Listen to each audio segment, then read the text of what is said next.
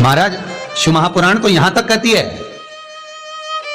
कि आपका कोई काम अटक रहा है, कोई काम नहीं हो रहा, बहुत परेशान हो गए, बहुत थक गए उस काम के लिए, सबके हाथ भी जोड़ लिए, सबके पास होकर आ गए, पर वो काम बढ़ ही नहीं रहा, तो निवेदन करते हैं घी के दिए में काली तिल डालकर तुमरुका जी का नाम लेकर दिया लगाकर जिस काम को तुमने दुनिया के आगे कहकर देख लिया, कर देख लिया, नहीं हुआ, उस कार्य को एक बार दिया लगाकर निवेदन कर कर फिर जाकर देखना, काम आगे बढ़कर ही रहेगा, छूटेगा नहीं, अग्रण्य हो। कोई सहज नाम नहीं है तुमरुका जी का। कौन है तुमरुका? जिसका व्याख्यान शिव महापुराण में बारंबार आता है, जिसकी भक्ति की श्रेष्ठता देवर्षि नारद से भी प्रबल मानी गई है। देवर्षि नारद को तो कई बार अभिमान आ गया, एक बार भगवान विष्णु के सामने जाकर कहते हैं कि मेरे बराबर नाम नहीं लेता कोई तुम्हारा। भगवान शंकर के सामने जाकर कहते हैं कि कामदेव को मैंने जीत लिया। ब्रह्मा जी के पास जाकर कहते हैं कि सृष्टि का निराकरण करना आपका काम है, पर मैं सारी सृष्टि का भ्रमण कर लेता हूं एक क्षण में। जो देवर्षि नारद इंद्र के सामने जाकर कहते हैं कि तुम्हें सत्ता का आधिपत्य जताना नहीं आता, आधिपत्य कैसे कहते हैं वो जानते नहीं हो आप। वो देवर्षि नारद जिनके भीतर भजन का बल, तब साधना का अहंकार इतना ज्यादा हो गया था कि देवताओं को भी कई बार देवर्षि नारद को नीचा दिखाने के लिए बंदर का मुख लगाना पड़ा था, अहंकार को छोड़ने को।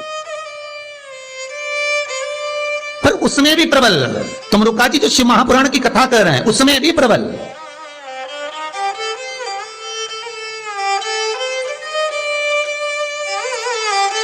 जिनका नाम मात्र, पहले भी कहा, जिस नारी का गर्भ ना ठहरे, रजस्वला धर्म का 7वां दिन, जब नारी 6 दिन तक काम ना करे, 7वां दिन रजस्वला धर्म का, सफेद आंकड़े की जड़ को बुलवाकर उसको शंकर भगवान के शिवलिंग पे से तुमरुका जी का नाम लेकर 21 बार घुमाकर कमर में लाल धागे में बांध ले, 3, 4, 5 महीने में ज्यादा से ज्यादा गर्भ ठहर जाए, पक्का। विश्वास रखकर शिव जी का नाम ले, तुमरुका का स्मरण,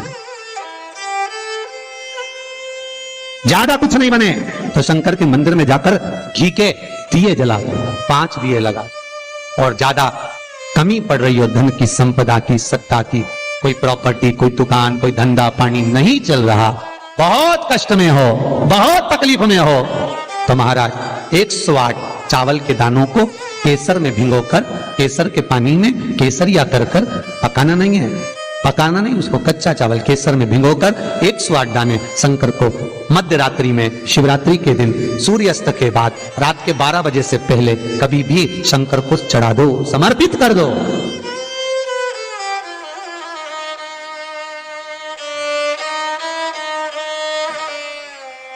और वही अक्षत के दाने उठाकर वापिस रख लेना ब्रह्म मुहूर्त में सुबह 4 बजे, बस फिर बाबा पे सौंप देना। जितनी शिवरात्रियां आती जाएंगी उतना धन बढ़ता चले जाएगा बाबा पर। संपूर्ण इतने उपाय हैं और सारे उपाय यहीं से बताए जाएंगे, नीचे से कुछ नहीं।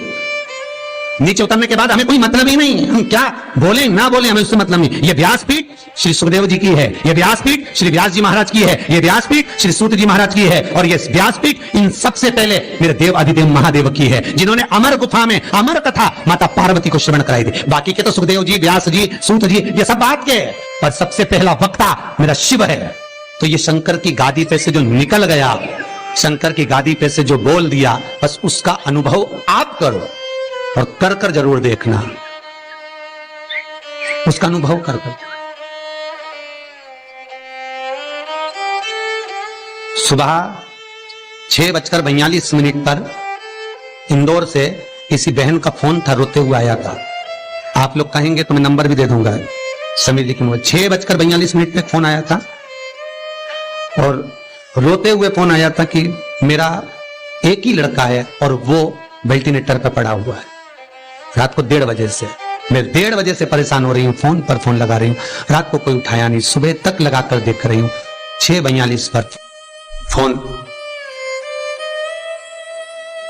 प्रयास रहता है सब उठाते हैं, रात को सब सो गए, सुबह लेट नींद खुली, हम ही हाथ में फोन आ गया और हमने उठा लिया। हमने कहा बहन क्या बात है? बच्चा वेंटिलेटर पर है, उपाय करा कोई सा? डॉक्टर अंदर जाने नहीं दे रहा है।